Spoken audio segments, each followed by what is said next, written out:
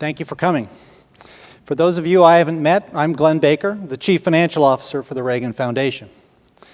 In honor of the men and women in uniform who defend our freedoms around the world, it's our tradition here to start each of our events with the Pledge of Allegiance. So if you would, please stand and join me. I pledge allegiance to the flag of the United States of America and to the republic for which it stands, one nation, under God, indivisible, with liberty and justice for all. Thank you. Please be seated.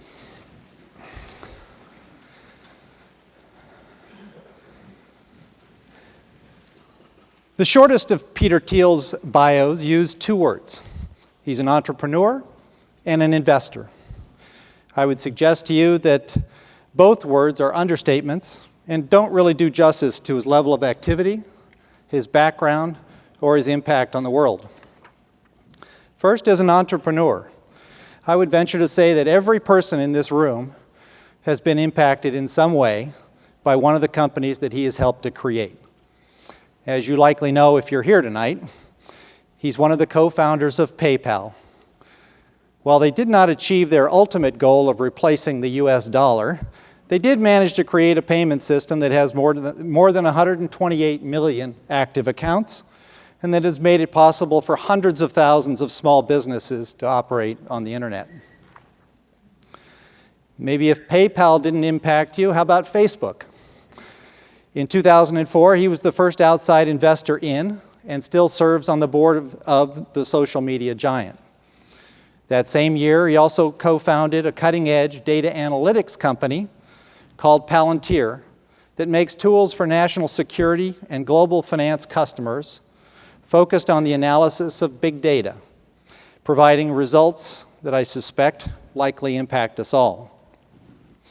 After taking PayPal public and then selling the company to eBay, he's become known as the Don of the PayPal Mafia, since he and many of his PayPal colleagues went on to launch companies that have become household names. Companies like Tesla Motors, SpaceX, LinkedIn, YouTube, and Yelp. That was the entrepreneurial side of his two-word bio. On the other side, as an investor, he created and serves as president of Clarium Capital, a global hedge fund. And he also serves as the managing partner in Founders Fund, a venture capital fund focused on identifying and supporting the next generation of technology companies. And he's involved in several other investment companies as well. He also started the Thiel Foundation, a nonprofit organization that defends and promotes freedom in all of its dimensions, political, personal, and economic. He supports the work of diverse organizations like the Oslo Freedom Forum, the Human Rights Foundation, and the Committee to Protect Journalists. He's the creator of the 20 Under 20 Thiel Fellowship, which annually offers 20 $100,000 awards to students under the age of 20 that agree to drop out of school and launch a startup. I know what you're thinking. In launching this, he helped to launch also a public debate on the education bubble and the differences between schooling and learning. Peter himself earned both his bachelor's degree and a law degree from Stanford University. He continues to be active at Stanford and also at the Hoover Institution, located at Stanford, where he serves on their board of overseers. Despite his criticism of the education bubble, in the spring of 2012, Peter taught a course at Stanford entitled CS 183. CS was the computer sciences department. One of his students from there took detailed notes on his lectures and posted them on a blog, which ended up generating more than 1 million page views. That student, Blake Masters, and his former teacher, Peter, have together revised and rewritten those class notes to create the book that we're here to talk about tonight, 0 to 1, Notes on Startups or How to Build the Future. Personally, I found the book to be very insightful. Great insight into how people work together, insight also into how we, even those of us who may not be focused on startups every day, might view the world both as it is today and as it may be as the future unfolds ahead of us. So, ladies and gentlemen, please join me in welcoming Mr. Peter Thiel.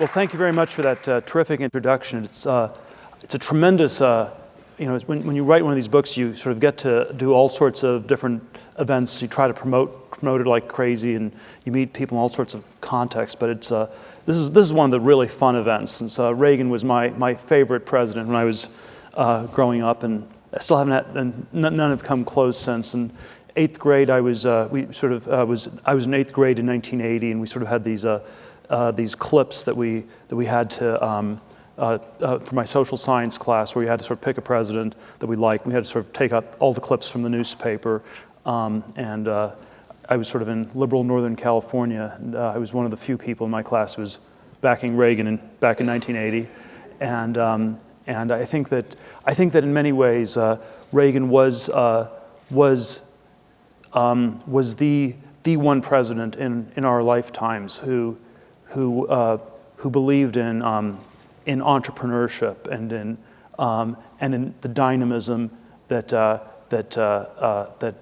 really is going to be needed to take our country to the next level in the decades ahead. And so when one teaches entrepreneurship, it's a very tricky subject to teach, because there's a way in which there sort of, I think, are two different ways people tend to go about it, and I try to avoid both of them. One way is you basically tell stories about how you succeeded. And so I would tell all these, I could tell all these stories about what I did at PayPal in 99 or 2000.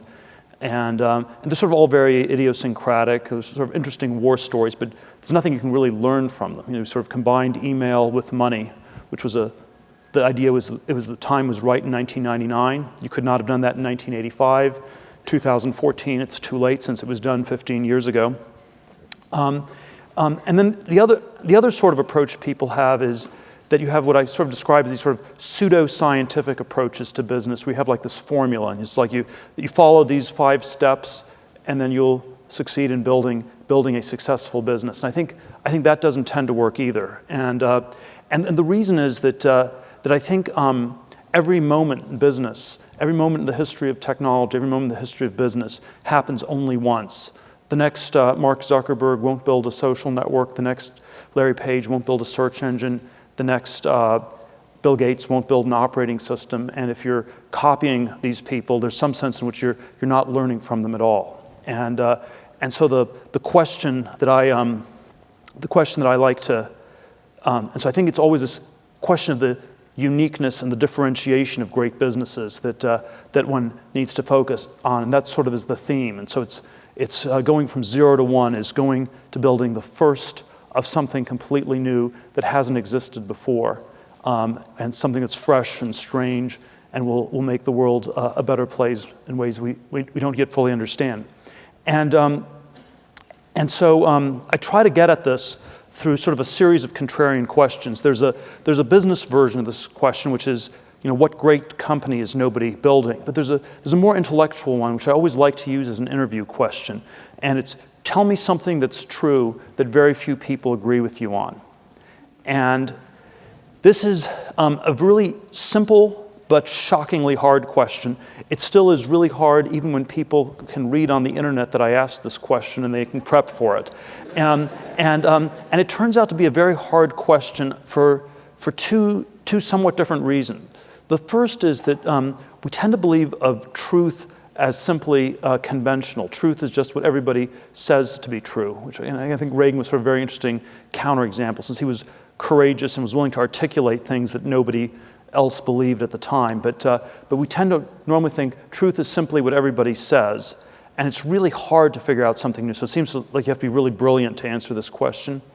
And then the other reason is that it's always socially a very difficult dynamic, where if you're being interviewed by somebody and you say, okay, well, I believe the education system is screwed up, And see, I thought of that too. I thought the education system was screwed up too. That's a bad answer because everybody already knows that to be true. And so good answers are ones that, somehow are probably quite uncomfortable and that people, and so that they don't require just brilliance, they also require courage. And we're in a world in which courage is in much shorter supply than brilliance. And I think there's sort of always a question of how to do this. So the book 0 to 1, I give a whole series of different answers to this question, things that I believe to be true that most people don't agree with me on. And I will share 3 of these answers with you tonight, and then let's have a discussion and go from there. So answer number 1 is always on this question of how does one go about building a great business, and the thing that I stress is that most people think that capitalism and competition are somehow synonymous, and I believe they really are opposites. That if you're a capitalist, you're in the business of accumulating capital. If you're in a world of perfect competition, all the profits are competed away. And so the goal and this is like the advice to anyone who's starting a company, a founder, an entrepreneur, the goal should be to do something so unique, so differentiated that there's no competition and that you actually have a monopoly, that no one's competing with you. And if you start something that's incredibly competitive, that's my example of sort of a bad business to start is a restaurant. This is sort of the classic example of hyper competitive, and no one ever makes any money. Opposite end of the spectrum, the sort of example I give on the other extreme would be a business like Google, where they sort of built a much better search engine, and then it's the one that everyone uses, and they've had no competition for 12 years, and they make enormous amounts of profits. And this sort of monopoly versus competition distinction is very poorly understood for a lot of reasons. But I think the main one is that if you have a monopoly, you pretend not to have it because you don't want the government to come after you.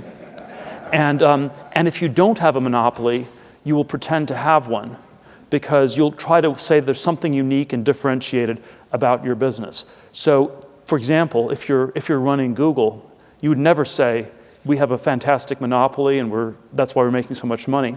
What you will actually say is, you don't even talk about Google as a search company anymore. You would say, we're a technology company and we're competing with Apple on the iPhone, and we're competing with Facebook and Amazon, and we're building these self-driving cars, and we're going to compete with all the car companies, and we're in the space called technology, which is incredibly big and incredibly competitive. There's just competition everywhere. And if you're trying to open a restaurant and you're trying to raise money for your restaurant, trying to hit up some of your friends to get some money for it, and they'll say, well, I don't want to invest in it because a restaurant's a bad business, I'm just going to lose my money. It's no, this is going to be totally different. This is a one-of-a-kind restaurant. It's going to be the only British restaurant in Simi Valley. And so what you do is instead you tell a story where the market is artificially small, and you pretend that you're differentiated in a way where you really are not. And so the people who have monopolies pretend the markets are big and thereby pretend they don't have monopolies. The people who don't have monopolies pretend the markets are super small and thereby appear to have them. And because of this, I think this is sort of the most important idea in business that people generally don't understand. And so we always have this bias of underestimating how important it is to do something differentiated, and how tough it is to do something where lots of people are doing the same thing. And sort of the pattern I've noticed that's really valuable in evaluating companies is that when it's something unique that really makes sense, that tends to be really good. When it's something where you've sort of heard it before, that's always sort of a bad sign. You don't want to invest in the 4th online pet food company. You don't want to invest in the 10th thin film solar panel company. You don't want to invest in the 20th pizza restaurant. So those are sort of the bad ways to do it. But I think there's a sort of a deeper reason why competition is often, we're often sort of attracted to competition. So I think it's not just that we don't sort of understand this competition monopoly thing. I think there's also often an inability to understand, we often sort of get attracted to competition because we think that, we sort of think of competition as a proxy for value. So we think if there are lots of people competing for something, it must be valuable.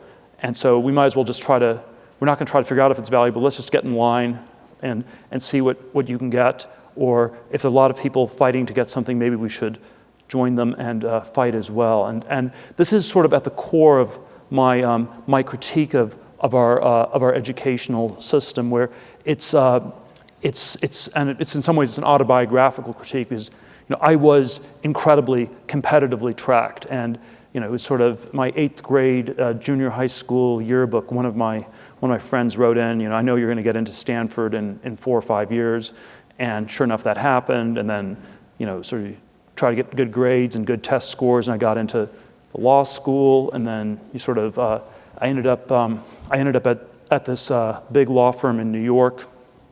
And it was sort of a very strange place, because from the outside, everybody wanted to get in, and on the inside, everybody wanted to leave. And after I lasted for 7 months and 3 days, and after I left, one of the people down the hall told me, "Yeah, Peter, it's really reassuring to see you leave. I had no idea it was possible to escape from Alcatraz," which of course, all you had to actually do was just go out the front door.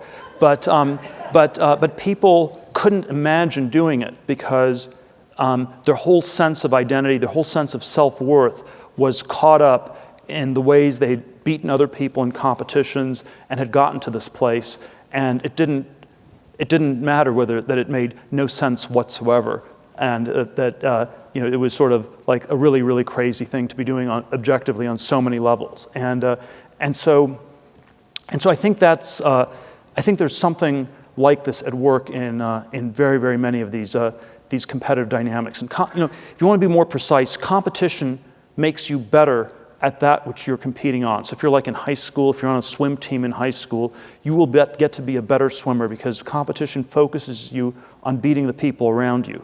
But it always comes at the strange price of maybe losing sight of things that are more important or more valuable, and that's always sort of somewhat of a problem. There's a version of this. There's sort of a very strange sort of sociological phenomenon in Silicon Valley, where you get the sense that a lot of these tech companies that are super successful are led by people who seem to be suffering from like a mild form of Asperger's. And I always think that we need to take this fact and we should turn it around into a criticism of our society and ask the question, what is it about our society, about our culture, that sort of where anybody who's socially adapted and is reasonable, is good at talking to other people, that they end up getting talked out of all of their original, creative, interesting ideas before they're even formed. And they sort of get the sense, oh, that's a little bit too weird, that's too strange, no, that doesn't make sense, people won't like me if I do that. And you're sort of talked out of them before you even have them. They've done these sort of very interesting studies at Harvard Business School, where you can think of Harvard Business School, it's like hyper-competitive, it's sort of people, but the personality type is sort of, I'm not sure what the anti-Asperger's is, but it's sort of the anti-Asperger's. So it's people who are super extroverted, they sort of don't have very many convictions generally, hopefully I'm not offending too many people in the audience here, don't have very many convictions, and hyper-extroverted people, and they spend 2 years in a hothouse environment. At the end of the 2 years, they basically have figured, they've sort of listened to what everybody else is doing, and you sort of have this sort of collective insanity of crowds where they all decide to try to catch the last wave, and normally it's the wrong thing, and systematically, whatever the largest group of people at Harvard do is always the wrong thing. They've actually done studies on this. I was at Harvard Business School where I mentioned the study, and the professor was talking and said, yeah, I was the one who wrote that study years ago. And it was And so the basic study you do is, like in '89, everybody wanted to work for Mike Milken 1 or 2 years before he went to jail. They were never interested in anything with technology in Silicon Valley, except for '99, 2000, just before the dot-com bubble blew up. 2005 to 2007, it was real estate and private equity funds. So it was always the wrong thing. And so I do think the sort of, and this is my thesis, it's sort of the anti-Malcolm Gladwell thesis, where you have sort of the wisdom of crowds. I think you have the insanity of crowds.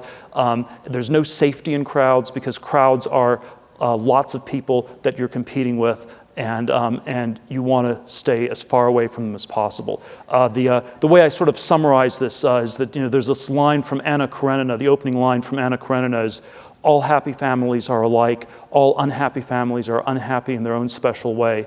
And I think the opposite is true of business. I think all happy companies are different because they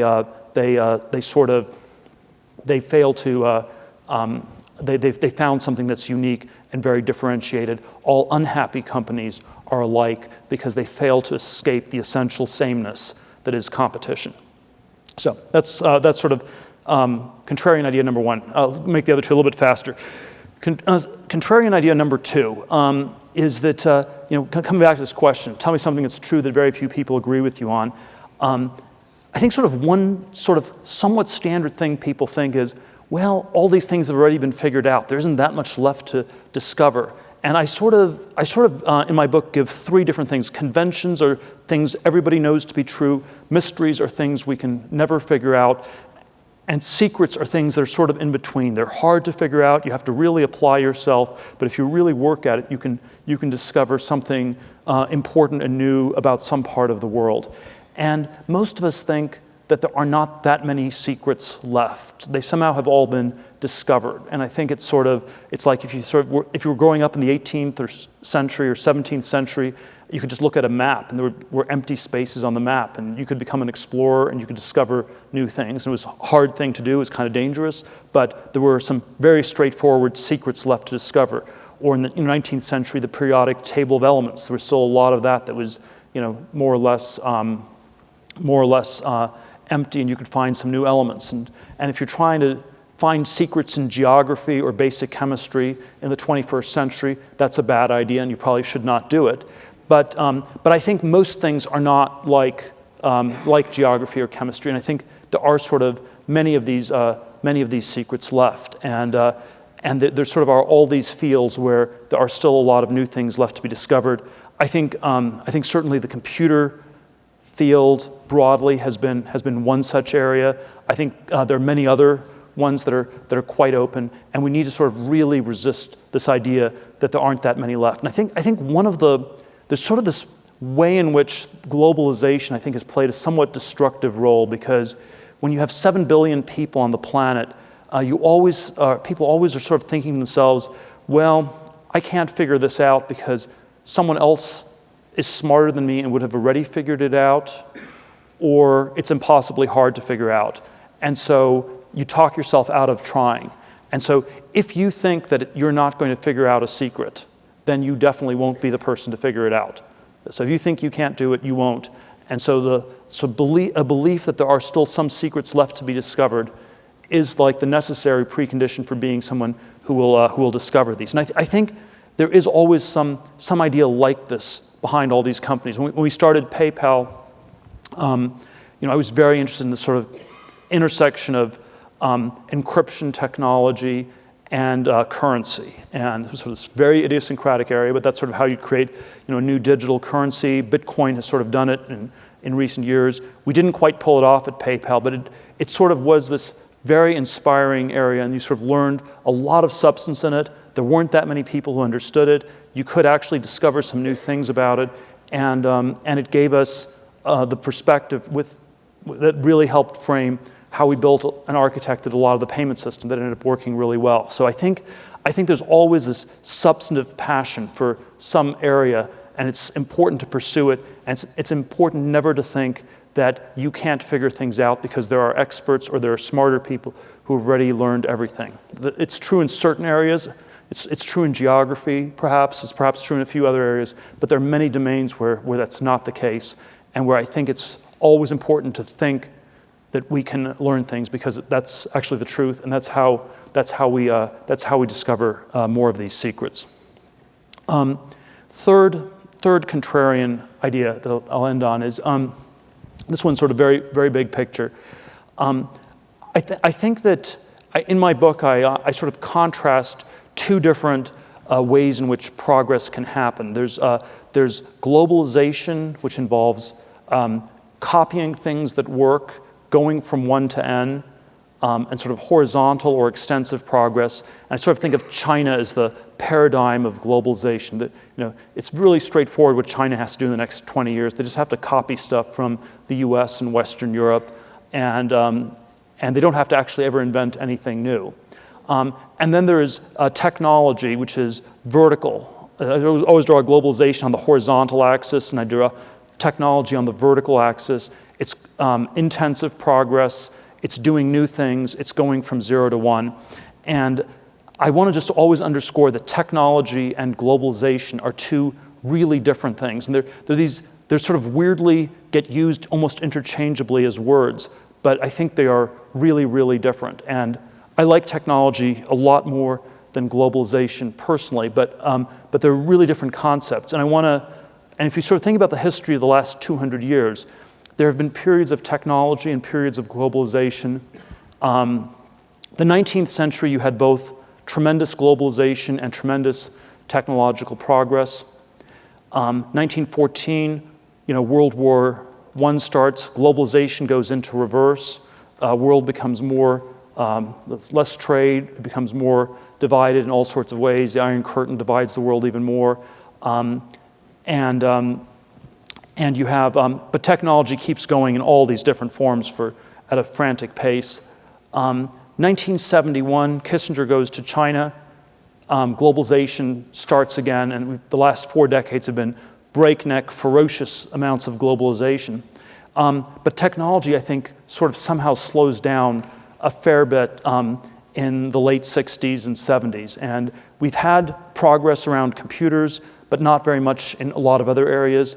I think that sort of the simple explanation I give for this is that the world of bits, of computers, has been unregulated. The world of atoms has been regulated. And so most engineering fields were bad ones to go into starting in the 1970s. You didn't want to become a nuclear engineer because you couldn't build nuclear power plants. You didn't want to be an aeroastro engineer because supersonic planes were deemed to be too noisy. You didn't want to go into biotech because the FDA is charging $1 billion for every drug that gets brought to market, and that's more than the $100,000 it takes to start a software company. So it costs $1 billion to start a biotech company, $100,000 to start a software company. You'll have a lot of people starting software companies, not that many starting biotech companies. So many of these other areas I think have gotten a lot tougher to do. The way I've described this is that we landed on the moon in July of 1969. Woodstock started 3 weeks later, and with the benefit of hindsight, that was when the hippies took over the country and the true battle over progress was lost. And so I think that we've had this period of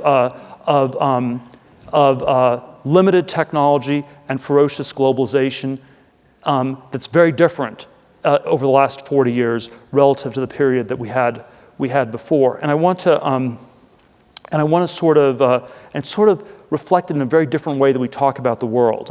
In the 1950s or 60s, you would have talked about the first world and the third world. The first world was the part, like the US, where things were just getting dramatically better all the time. The third world was this part that was sort of permanently screwed up. And today, people would talk about the developing and the developed world. The developing world is that part of the world that's copying the developed world. And so this is sort of a pro-globalization convergence theory of history. Everything's going to converge. Everything's going to become the same over time. But it's also an anti-technology description of the world, because when we say that we're living in the developed world, we are implicitly saying that we're living in that part of the world that's done, that's finished, where nothing new is ever going to happen because it's developed, and that the younger generation should be resigned to having a lower or certainly not a higher living standard than their parents, And I think this is something we should be resisting very strongly. We should not accept this idea that we live in the developed world, and that we should be we should not resign ourselves to decades of stagnation. And so I think we should always ask anew the very contrarian question of how do we go about developing the developed world. Thank you very much.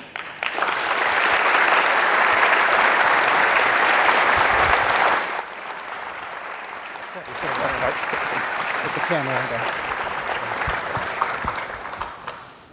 So we can do that.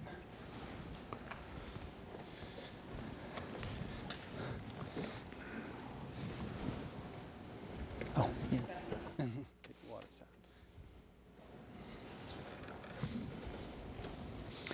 out. Well, I have a whole stack of questions here, and he just covered all the answers. So, not quite, but so the book is doing very well. You laid out several of the large themes. The reason I enjoyed the book so much was those themes. I mean, I'm obviously in business. I'm not doing a startup here, although we think about those kinds of things here. But as I said in my remarks, the sort of the relevance of this book for a much broader audience, and I think if it's going to do, and I think it is doing well, New York Times bestseller list, it's going to do well with a broader audience. It's because of those themes. One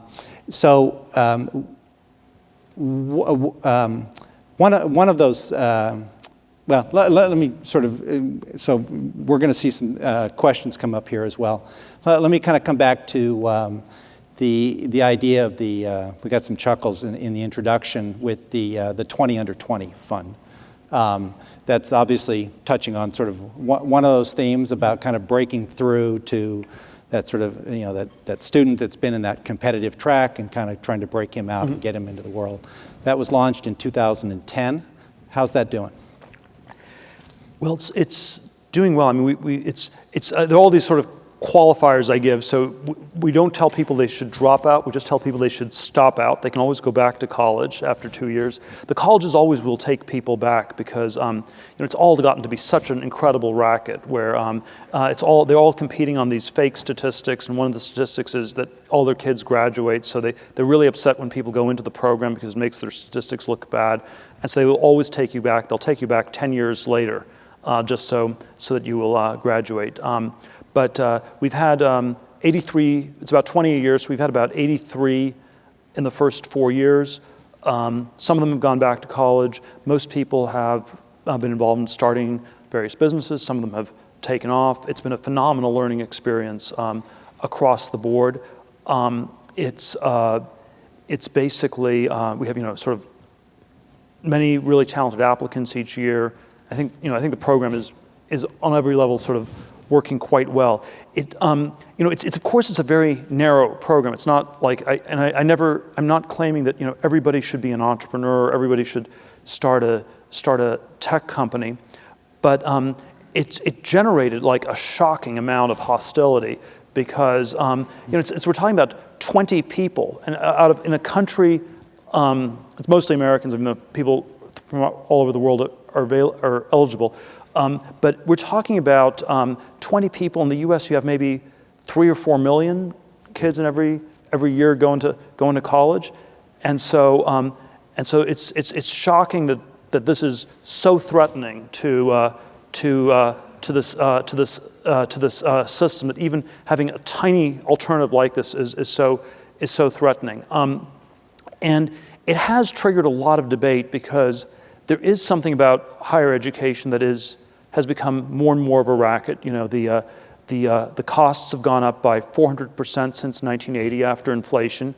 You now have $1 trillion worth of student debt, and there is sort of the sense that in many cases people are not really learning very much. And education itself is an incredible abstraction. Mm-hmm. It's just like it's not like a specific field, or it's just being educated. You're getting a diploma of one sort or another, and I think it's and I think that and so I do think we have this education bubble that a lot of people are very anxious about. People don't know what else to do, which is why the system the system keeps going. But the analogy that I've used is that I think our universities, they're sort of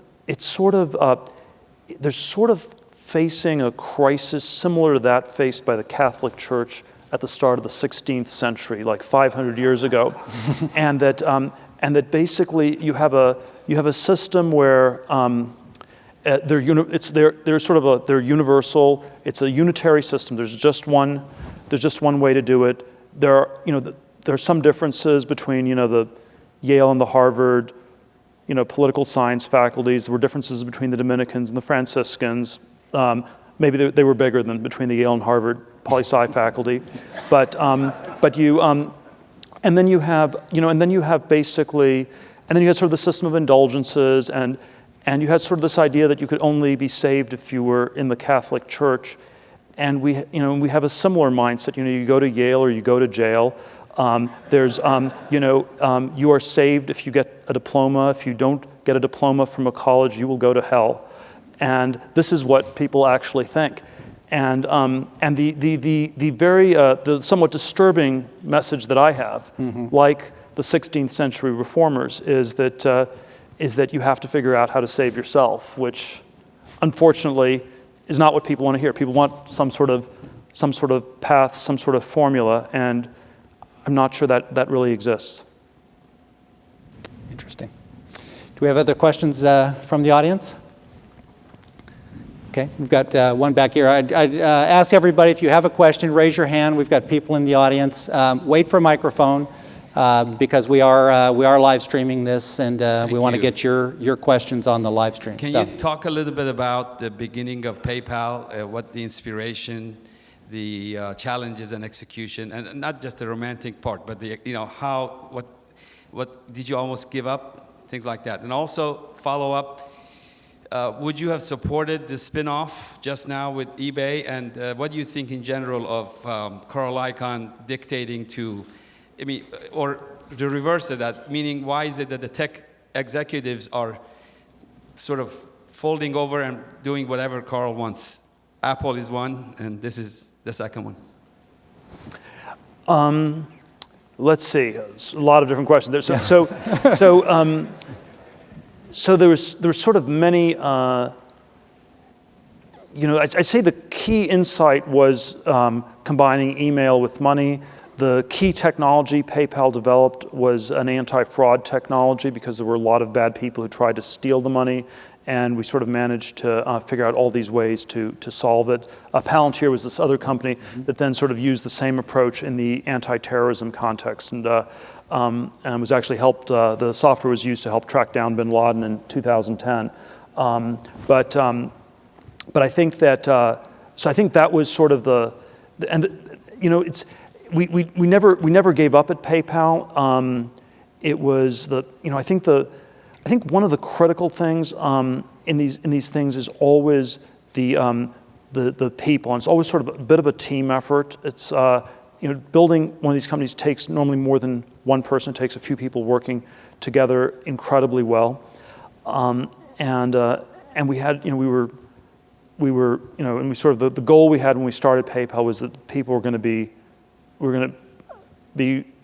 were good friends to start, and we were going to be even better friends when we were done, no matter what happened. And I think that I think one of the questions I always like to ask entrepreneurs is the prehistory question of so if some people are starting a company, it's like, so what's the prehistory? How did you meet? What happened?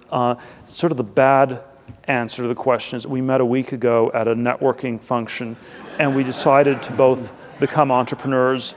And that's sort of like, yeah, we met at the slot machines in Las Vegas, and we decided to get married that week, and you might hit the jackpot, but it's probably a really bad idea.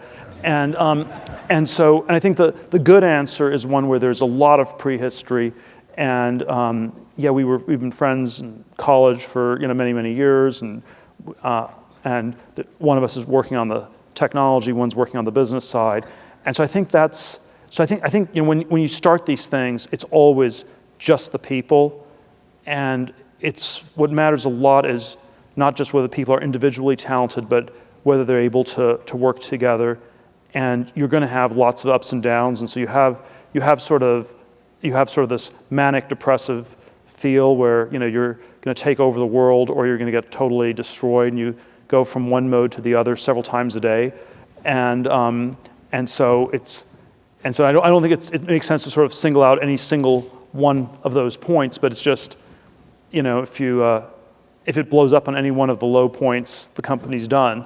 And so I think the people working together well is incredibly important, and they normally get destroyed internally way before anything bad happens externally. On the other question, I think it made sense to combine with eBay back in 2002. At this point, most of the volume is outside of eBay. It probably makes sense for PayPal to be a standalone company. Again, 75% of the volume was eBay in 2002. It was down to 50% in 2008. It's down to 25% now. So it probably does make sense to be a standalone. I'm not a fan of Carl Icahn. I don't think he should be dictating to the tech industry. But I do think it's the right outcome here. Deanna, you have a person back there? Oh, we'll come to you next. Good evening. And Peter, thank you so much for your time this evening. Sean Singleton with Newcap Partners and Oglethorpe Capital. Considering that you, folks like Bill Coleman, Gelman Louie, and Mark Andreessen have one foot in the public sector and one in the private sector, how receptive are senior government and public sector officials to some of the lessons that you bring from Silicon Valley to actually make government operate more efficiently? Well, I think there is a rather big gap between Washington D.C. and Silicon Valley, to put it mildly. It is. I would say it's hard to know where to really begin. But if you define technology as doing more with less, that's sort of my simple definition of technology, I would say that most of the things our government does are sort of anti-technological in that it's costing more every year to do the same. So we're sort of doing less with more. So it's sort of the opposite. And this is true certainly of the education system, which keeps getting more expensive without producing better results. There's probably healthcare is a little bit more complicated, but there sort of are a lot of aspects of it where it seems to be moving in sort of an anti-technological direction, and the biases are very, very different. Silicon Valley is focused on engineering and substance. Washington, D.C. is, I was a lawyer myself once, but it's dominated by lawyers and process. So you have sort of just completely different kinds of things that are valued and that are important. I sort of describe, and there is sort of, I have sort of a libertarian political leaning where I'm skeptical of government's ability to do things. But I think there has also been sort of a real decline where our government used to be better at science and technology than it is now. And I'm particularly interested in the science technology questions. I mean, there are many other dimensions you can focus on. But you could build an atom bomb in the 1940s. You could do that in 3.5 years. You could get someone in the moon with Apollo in the 60s. In the 80s, people still thought you could build a strategic defense initiative program. At this point, you can't even get a website to work for the Affordable Care Act, I think it's a mistake. It's a mistake to describe the website failure as in ideological terms and saying, well, of course it doesn't work because the government can never do anything. Because no, I'm sorry, a website is demonstrably inferior, simpler than the Manhattan Project or than Apollo. It is much, much easier. And so we have to acknowledge that there's been an enormous decline that's taken place, and a letter from Einstein to the White House. I mean, it would get lost in the mailroom, and it might be treated as a joke. Who does this person think he is to say that something like this could be built? There are no secrets left. That's sort of the mindset. That's sort of the mindset we have. And so I think the approaches are radically different, and there's a lot of room. I mean, if I had to give sort of the glass half full version, I think that there's enormous room for improvement. Thank you. We had a question, ma'am, in the second row. I'm sorry. Deanna, we'll get... can we just ask you to ask the next question? Or she's passing up the microphone. Thank you. Thank you. We're working well together. It's a pleasure to meet you. I've listened and read everything, I think everything, almost everything, and I consider it an honor to be here. It bothers me, of course, about the stagnation the period that we're going through. And I'm a believer that problems are opportunities. And I'm thinking, can you identify, or is it possible to identify, that maybe there's a group or some section of incubation that is going on, that maybe the students that your foundation is developing, they might be the incubation people that will show us the new thing that will happen. I hope I'm being clear. Yes. In other words, after every stagnation period, there is something brewing, and there is incubation. The egg is thinking. Yes. Can you identify that? Well, there's definitely, so my claim is not that there's nothing that's happening. So there definitely are some places where things are happening. I think there's a lot happening, and there's a lot that's been happening, continues to happen around the computer industry. There are, I think, a lot of other places where we could be doing better. I've been looking in the last few years at various nuclear technologies, and it seems we could be doing a tremendous amount of things. You could build far cheaper, far more efficient, far safer reactors. We have about half the nuclear power in this country is going to go away in the next 10 years because it's going to be obsolete. So you either are going to replace it with better, safer, cheaper nuclear plants, or you're not going to replace it at all. And the political trend is not to do it, but it's certainly, from a technology perspective, there's an amazing amount you could do there. You could, my PayPal colleague Elon, who started the SpaceX rocket company, it looks like they're quite close to getting reusability on rockets, which is, they've gotten the rocket up into the air, and from 1,000 feet, they've been able to land it back on the platform. And so the last 1,000 feet is the only 1,000 feet that really matters, so, when you're coming in from space. And so, if every time you flew on an airplane, you had to throw away the whole airplane, air travel would be kind of expensive. And so if you can get rockets to be reusable, that could really open up a space in ways that people can't imagine right now. And I think there is a lot we could be doing in medicine. Cancer has been insanely frustrating. I think there's a possibility that there's sort of some of these genomics approaches, some of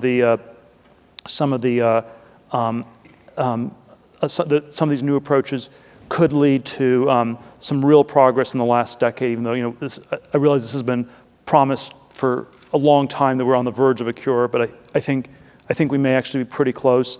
And then there are things where I think we're not that close, but I'd like us to be less complacent. So it's one out of 3 people at age 85 has dementia or Alzheimer's, and it's appalling that we're not even outraged about this. And so I suspect it's not easy to cure or to reverse, but maybe there are ways to prevent it. Maybe there's a lot more we could do, and that's sort of an instance where our expectations have been lowered so much that Nixon could declare war on cancer in 1970. You could not imagine the President of the United States declaring war on Alzheimer's, because it would poll test badly, because people would say, oh, it's not going to work anyway. And so they take a poll, the poll would test badly, you'd never even do something like that. And of course, if you don't think you can do it, then you won't really try, and then you won't succeed. So I think there's sort of a lot of things we could be doing, some straightforward, some a little bit less so. We had a question over here. Hi, my name is Richard Burke. I'm an entrepreneur in the area. You talked in your introduction about the challenges in education, teaching entrepreneurship. Maybe you could elaborate on some of the developments in crowdfunding and how that becomes a new training ground for young entrepreneurs and new ideas. Well, I think the crowdfunding is always a little bit of a different issue where it's a way to get funded for these companies. So I think that there certainly are.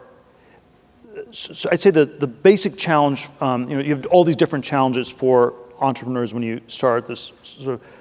It's unclear what you can learn. So there's always a question: what body of knowledge would you want to have? There's a sort of separate issue that's always really central: is how do you raise money, which is always incredibly hard. And one of the places where people with an engineering background are somewhat delusional, people with a science background are massively delusional, is they always think that new ideas, new inventions sell themselves. So if you have something, and the scientists are almost always just completely delusional on this, and this is probably something about science education that sort of distorts their thinking, but it's like, I've discovered something new, and the whole world's going to beat a path to my doorstep to buy my invention or pay me for it, and nothing of the sort ever happens. And so when you trying to raise capital for these things is incredibly hard. The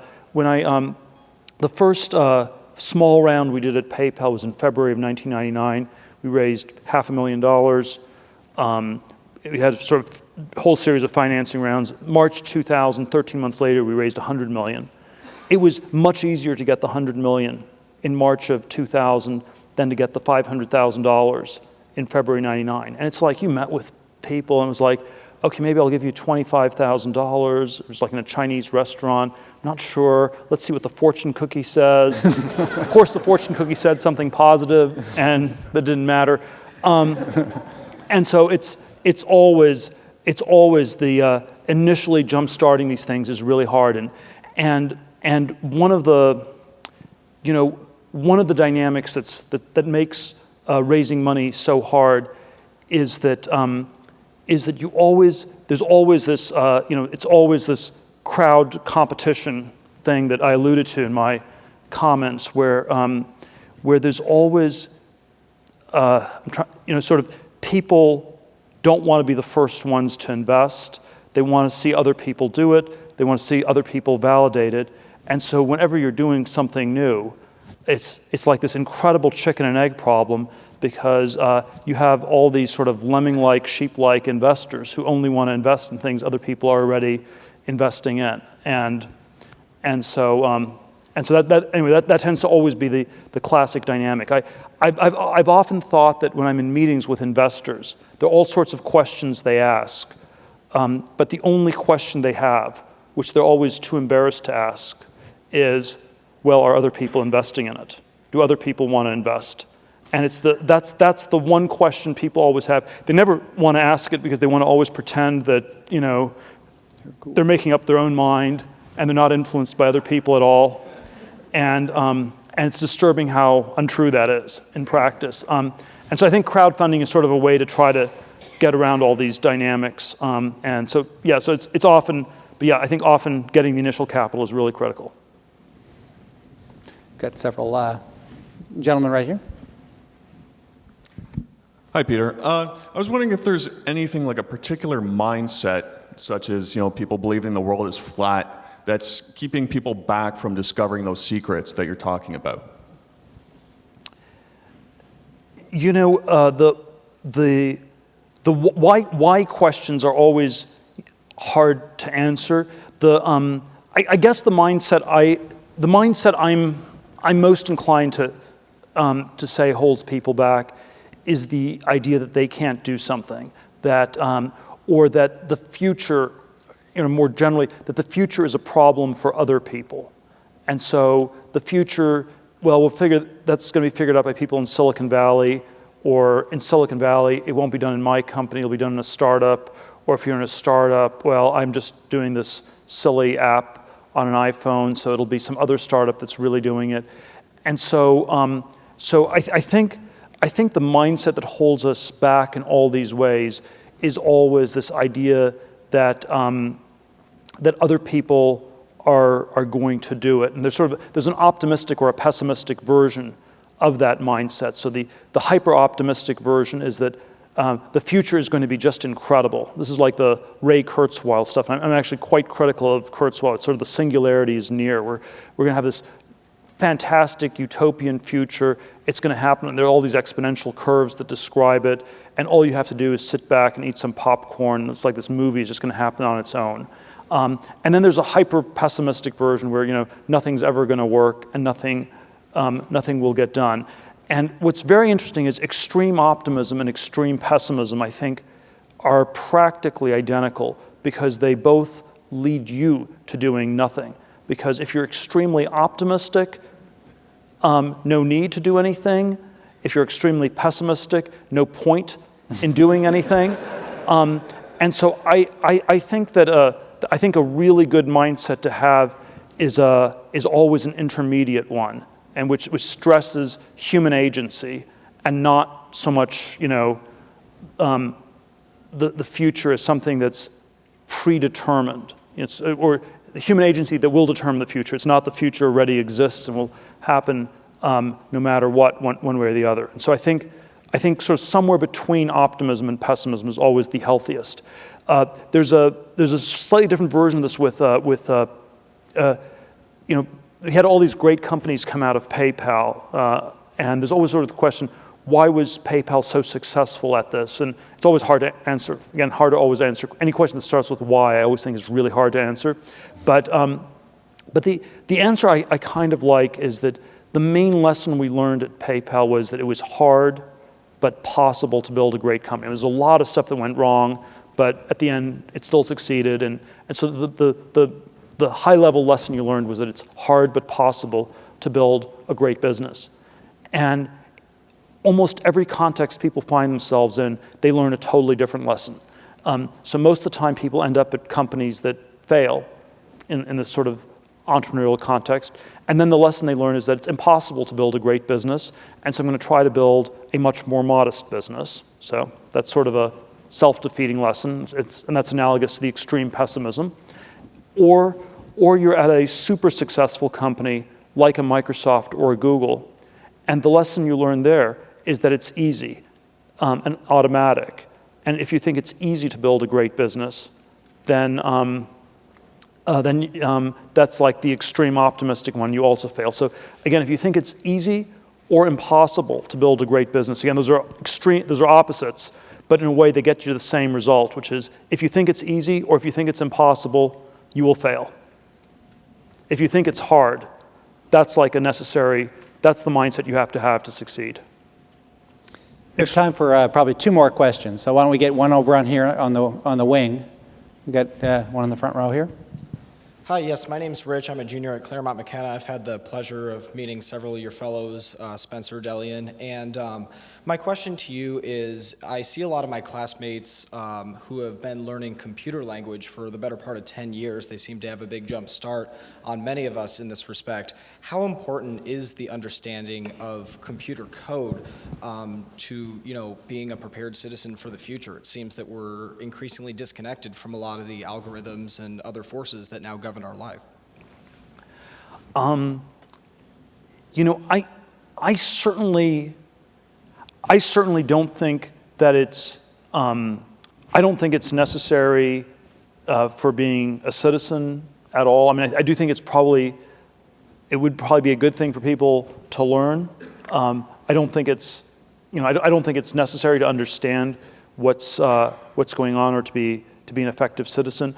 I don't think it's even necessary to be very successful in Silicon Valley. I mean, I think that there's always I think all these great companies, it's always some combination of technology and business, and they're these very they're somewhat different skill sets, and they're somewhat complementary. So I'm still always a very big fan of the two-person founding team, one technology person, one person more on the business side, and sort of one person's building it, one person's selling it, and I think that combination really works.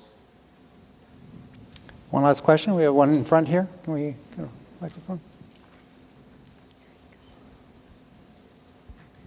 Thanks, Peter, for a great presentation. I'm also an entrepreneur. I'm in my second year building my business, and I can relate to a lot of things you said, meaning being courageous, travel less traveled path.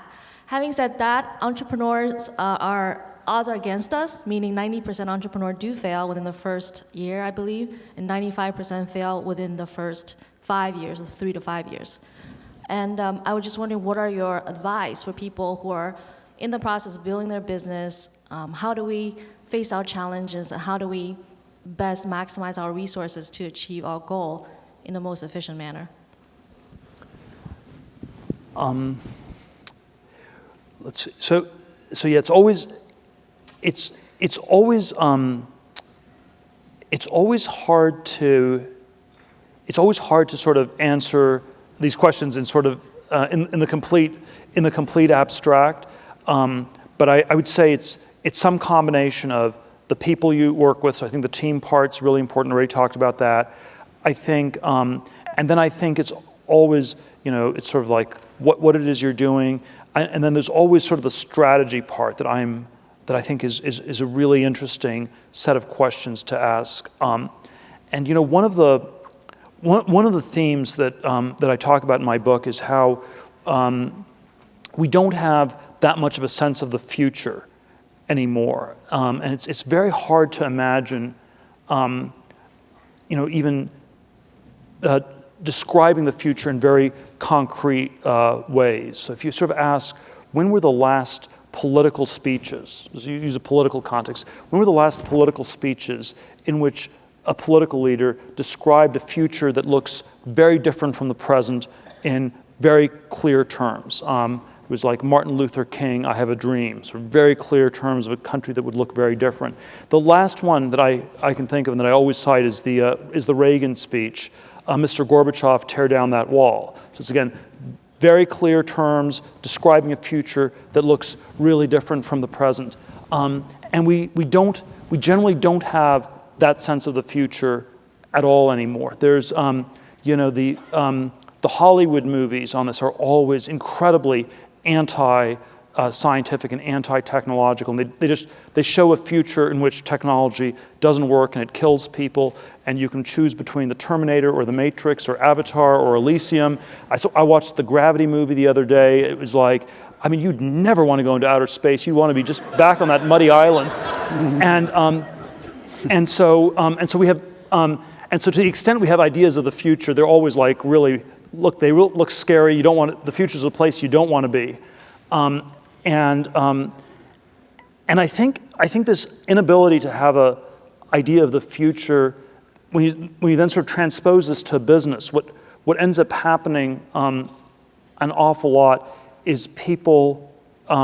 It all becomes just tactical. It's you basically think about what do you have to do this week, this next week. But there's no strategy of where do you want to be in 10 years, and so and we always say, well, you can't come up with that, but I always think that's a really valuable exercise to go through and actually to have a plan. I used to play a lot of chess as a kid, and one of the tactic in chess is always to be white and move first, and if you start with white, you have an advantage that's about 1/3 of a pawn. So it's a tiny advantage, but it's good to sort of go first. So that's like a tactical advantage.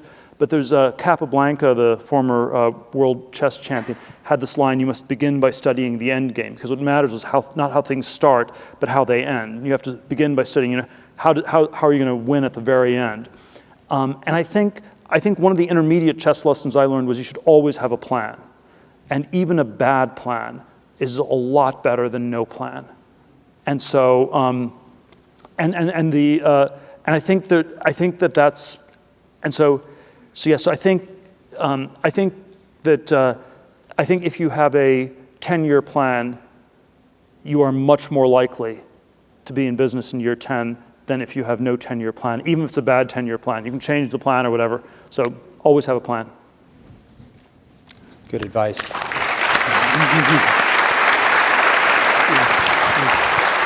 Thank you. Awesome. Thank you very much.